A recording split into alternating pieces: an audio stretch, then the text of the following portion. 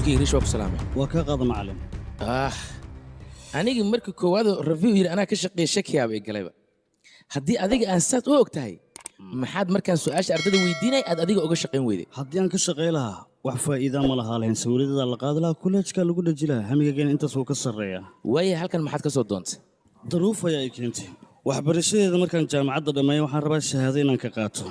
bacdal shahaado maxaad qabanaysaa marka inaan maamulo xaggee maamulaysaa dunida inaan maamulo macallin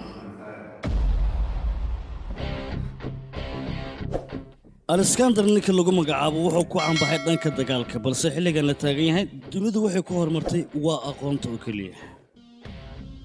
google youtube whatsapp facebook twitter dhammaan maanta dunida ayaa lagu maamulaa application noocaasoo kale haddii aan gacanta ku dhigno waxaa balna dunida inaan maamulno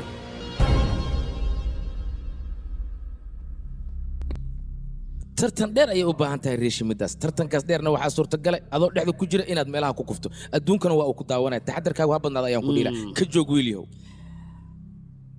long race waay moo faarax ma taqaanaa ninka leeyahay moo faarax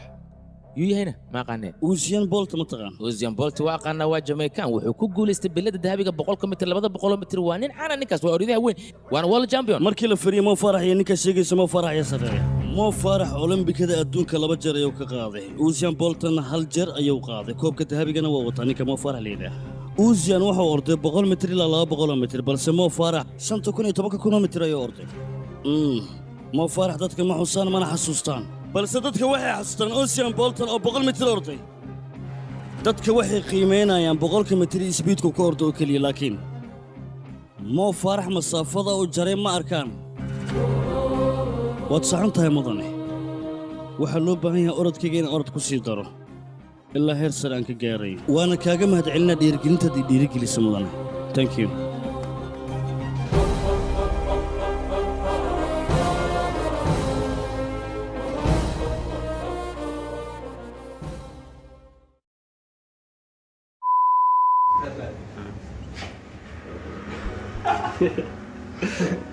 صعب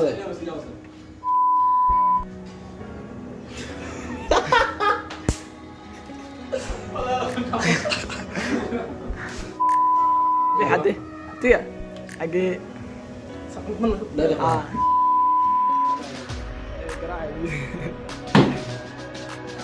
انا عايز قراعه هذيك عايز قراعه وعلي انا بقص نفسي اي